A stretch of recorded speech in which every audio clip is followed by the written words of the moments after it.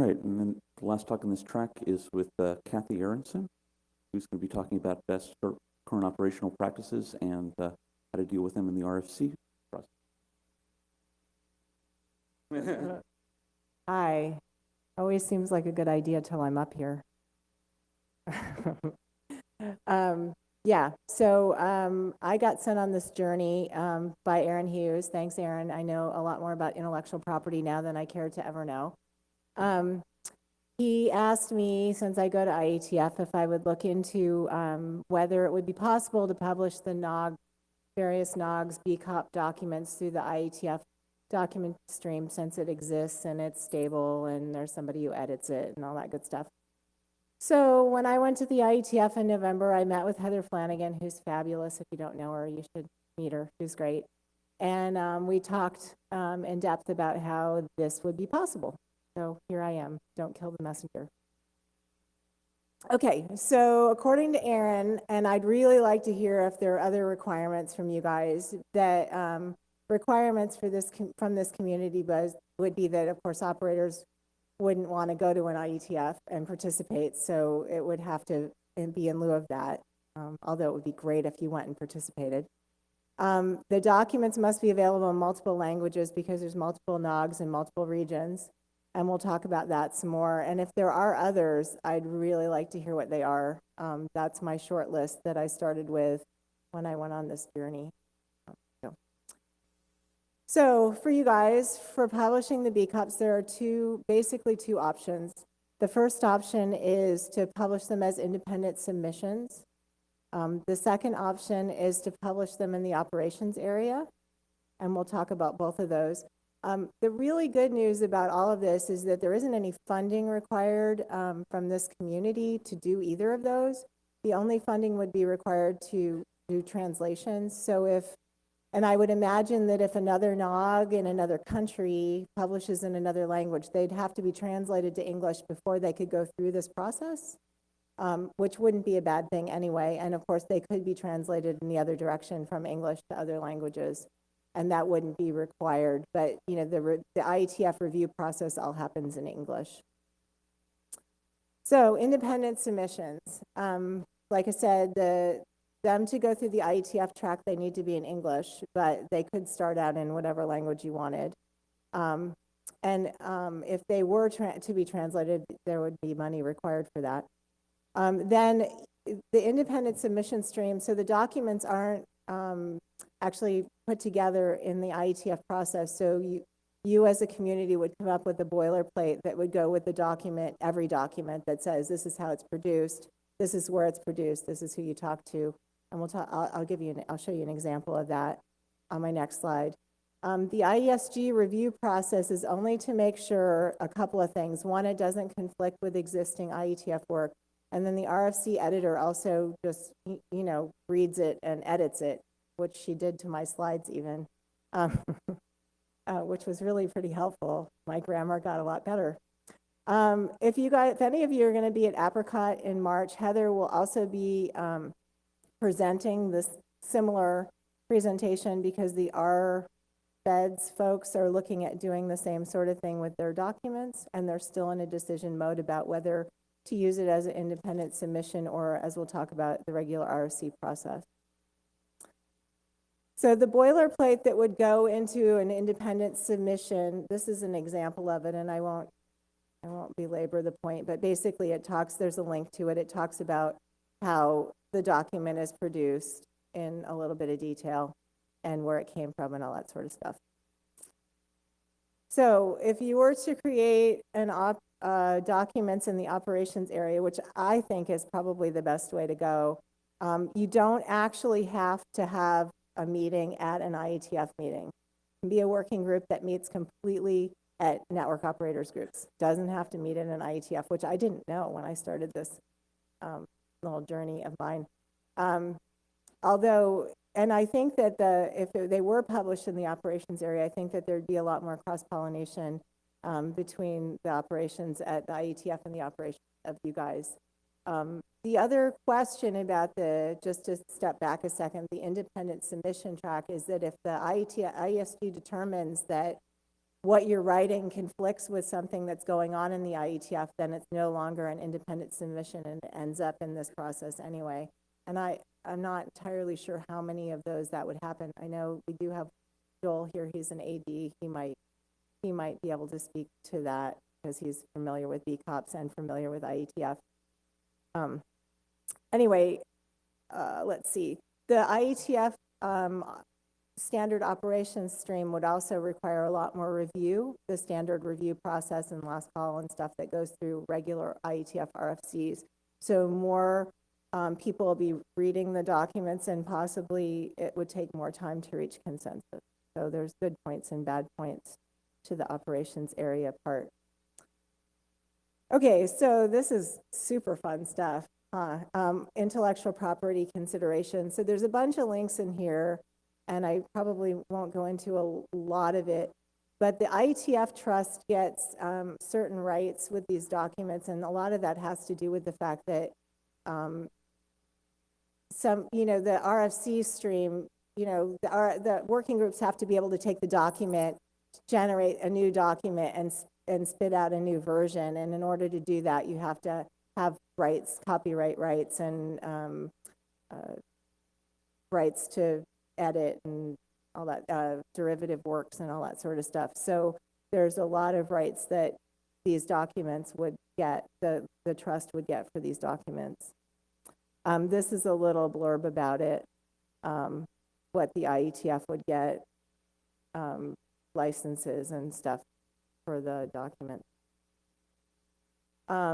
Okay, so as an independent submission, a document could only be informational or experimental, not a regular RFC or even a best common practice RFC, which, it might be kind of good if the NANOG documents were best common practices on an internet standard scale. That might be interesting. Unless derivative works, so derivative work is like if you take a photograph and you make a painting, or you take an RFC, you take some of the content, you make a new RFC that has new content, new copyrightable content, but it's got some of the original content. That would be a derivative work. There are certain rules. They can be created outside of the IETF process, where if it's a RFC in the regular process, it can be, it has to be within the IETF process. The independent submissions editor will ask reviewers to review it, make sure it's sane, or whatever they consider to be sane. And again, to make sure it doesn't have end runs around the regular IETF process. So if you're writing for a best current practice that also happens to be in the ops working group for some reason, then there's a conflict there, and they would have to make it not be an independent submission, like I said before. If a best current practice becomes an RFC via the regular process, it can be any kind of RFC. It can be standard track, it can be best common practice, it can be experimental, it can be any of them. And like I said, derivative works in this case would happen within the IETF process. And there's a really funny thing happening right now in the IETF process. They have templates in some of their RFCs. And to fill out the template, like if you printed it and filled it out at your house, you created a derivative work, and right now you can't actually do that. So they're actually changing some of the process to make sure that you could actually use the template and maybe modify the template and that sort of thing, so I don't know if the best current practices have templates, but that would be something to follow and put input in. And then in this case, if it's a regular working group process, again, you don't have to meet in an IETF to do this. The full IETF community, the regular process of vetting of the document would occur, as opposed to an independent submission, which it has a different process. Probably talking really fast. So again, the independent submission stream allows fewer different kinds of documents. The derivative works are slightly different rules. Most of the actually the most common derivative work is translation. That would also be a derivative work. And the review process is really different. So let's see. So I guess this is going really fast, but that's probably okay. So the next steps would be for you all to decide what, you want to do with the documents, if this is the right path. And then Heather is super helpful and certainly available to help guide everyone through the process and make it all happen.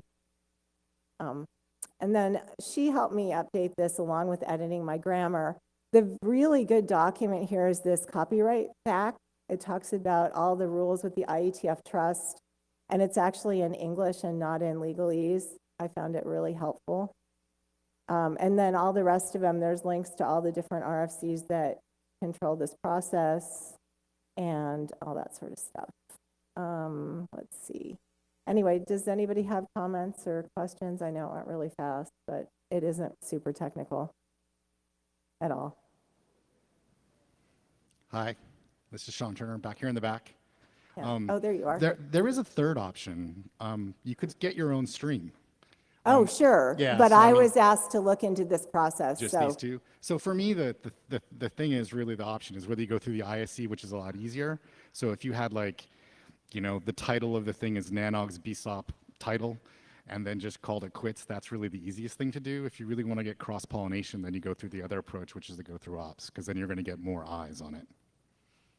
Right, but these are the two, I don't understand how that's a third option, because according to Heather, these are the only. So the third option is to actually get a new stream. There's an RFC that defines 4 streams, one for the IRTF, one for the IATF, one for the IAB, Oh, and just okay. get your own. Right, I'm not sure if that's actually an option, but we could look into it. Are you, or am I? I think Joel was next. Yeah, Joel Yeagley. Wow, a lot of ASG members up here. That's yeah, okay. So I heard my name invoked in vain Sorry. earlier. So yeah, well, it's probably worse for you than it is for me. But I think I was asked about this fairly early, and I think the important thing for document streams, whether it's here or at RIPE, is sort of how we measure their utility. And I think the gravitas comes from the quality of the information in them and not who publishes them. And so I don't think there's a problem, per se, with using the ISE to publish documents. It's relatively straightforward, and the review process is basically the independent stream editor makes their own decision, which is theirs alone to make, and then they ask the ISG if it's harmful, and we say yay or nay. And there's some ways that we can slice that a little bit, but we don't actually have a lot more oversight than that into the process. IETF coming together as a community and saying they have consensus on something is a different kind of activity, and that is done with individual submissions. I've actually personally sponsored AD or drafts that individuals have brought to the IETF and carried them all the way through the process. And I think from the vantage point of some of those people, that might have been more trouble than it was worth, but some of them are very obstinate. That is definitely a possibility. It's not, I think, the first order priority for getting information out there, though. When we come together as a community and we come together as a working group, whether it's in operations and management or routing or whatever, I think we do better work around the consensus process than we do with individual submissions, but it's also a higher bar. So it has to be worth it, I guess. Okay. Thanks. Okay, that's good. So I'm Spencer Dawkins, and Joel just set me up perfectly, I think. So one of the questions that I was wondering about, I want to thank you for investigating this, and I want to thank NANOG for poking around on it. I think this is a potential. I think it's a wonderful thing to investigate. Do you have so I guess I had 2 questions. Do you have a sense of how long-lived the information would be? Well, I think as long-lived as the RFC series is, I think that was part but of I'm the saying, how long would it be useful? best current operational practice, how Yeah. long it would be useful, is that what you're saying? Yeah, that's my question. You'd have to ask the people in the room that write them. I would imagine they'd be useful for a while, depending on the topic, right? Some of them, some of the RFCs that were written from this community some people still use them. There's BGP communities and various things. Maybe Chris has the answer in the back. Or at least some thoughts. Chris Grundeman, chair of the NANOG BCOP committee.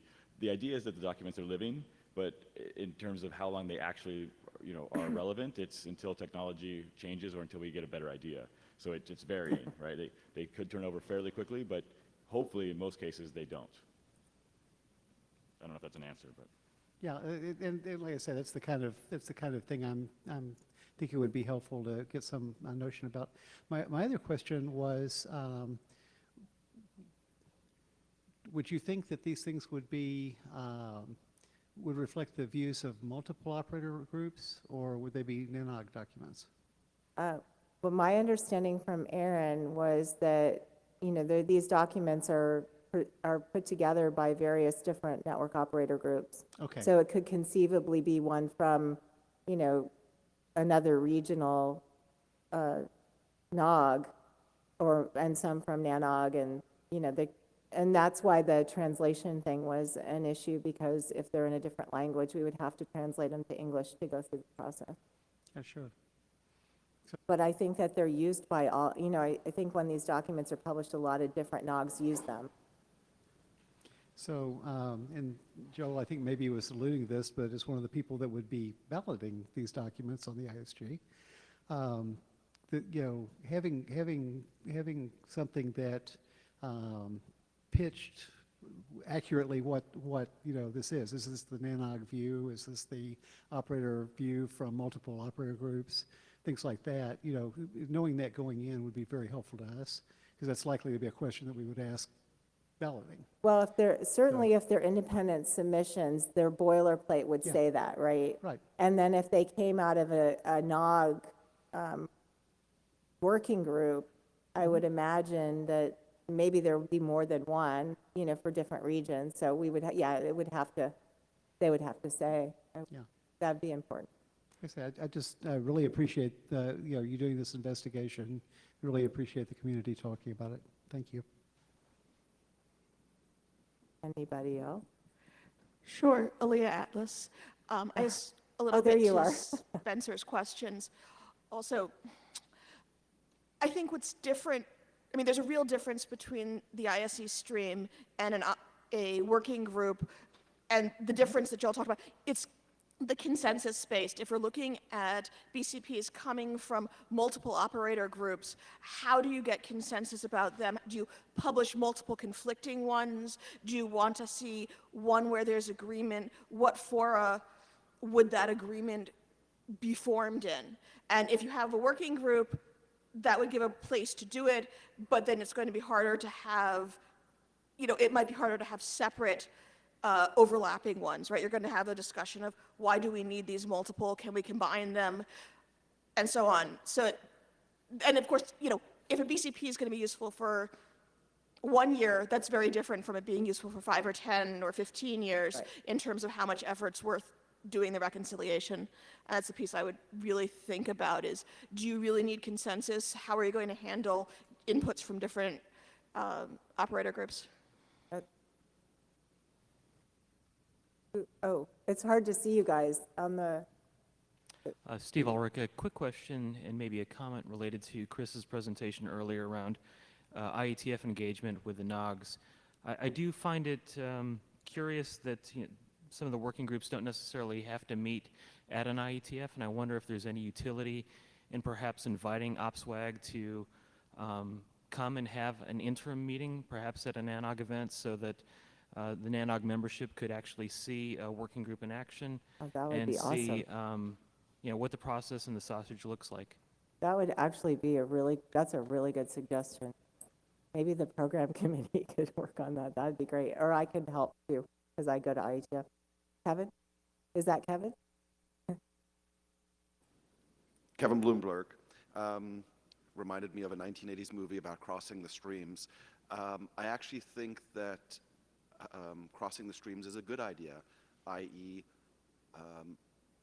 A high-level BCP that is able to get community consensus and is a long-term document might be better for one stream versus a more a more complicated or shorter-lived, even subset of the same discussion might be better in another stream. I appreciate what you're doing. I really appreciate what you're doing, because the more we can get out to organizations like IETF, the more weight it puts to the whole idea of best practices, and that in itself is critical. But sometimes best practices are very, very short-lived within internet years, and using multiple streams might be the right solution.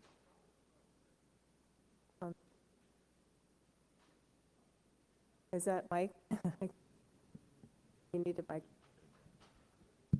There it is. Now it's on. Mike Sinatra, ESNet. Some working groups in the ITF have already done coincidental meetings with NANOG. They're not on site. They're usually in the same town, but they're maybe a few blocks away. But the CIDR working group did that a couple of times, I think. So if we can encourage more any working group that might have operational content or might benefit from operational input should be encouraged to have interim meetings that are coincidental with NANOG. That would be really great. So just put a plug in for that. Chris Glenneman again. I just wanted to note that we could probably continue some of this conversation, And perhaps even in BCOP. greater detail, in the BCOP track, which will be happening next. Is that Tony? Yeah, great lead in. Right, so we are having BCOP track coming up next, and it's, I think, around the corner in that Salon M. But just so, you know, in case people haven't sort of picked up on why should I care about this, I mean, some of the other people alluded to it, but part of it is to give credibility to our maturity as a professional organization, and the multi-stakeholder governance model that most in this arena seem to hold dear, is to give credibility to our ability to manage our own affairs and you know, produce consensus-based documents about how we operate, so that ITU or, you know, sort of other kinds of different culture standards bodies, you know, can be sort of kept at bay. So, you know, it is important. It's not just process exercise for the sake of it. That's my 2 cents. And just to I jump in. just want to have the one comment to the program committee. So the first time I presented in a NANOG, I had an overhead projector and plastic transparencies. And there's like a clock and screens. It's pretty awesome up here. Anyway, that's cool. Thanks. Cool. And just to pitch on this side also, if some of you are curious about actually dumping to the other side and seeing what's going on with the IETF or what is involved and what isn't necessary, there's also a volunteer table out in the lobby, and there'll be folks staffing at all the breaks, so go ahead and come by with your questions of what is involved, should you, how can you help, all the rest of it. All right, and thank you very much, Kathy. Any other questions before we